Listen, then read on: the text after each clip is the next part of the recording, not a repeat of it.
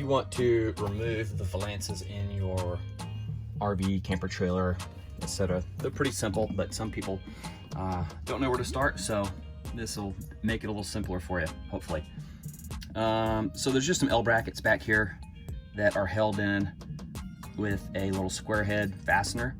So there's one there on the side, there's one here on the side, see it back there, and then up top, let me see if I can get in here. Let me go to this side. Up top, you can see, where's it at? Right there. Yep, there's two of those up top too. So I just use a drill with an extension on here. That way I can reach up in there and pull those 4 screws out and you're good to go. This thing just pops off. There's some L brackets left and you can pull those off and be done with it.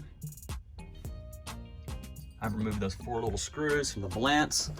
And now you can just take it just like that, pull it off. So you have these little L brackets, and if you want to remove the mini blinds, it has this little rotating lever that comes off and that exposes your hardware. So 4 of those, one there, one there, one there, and one down there. And that is it. Pretty simple.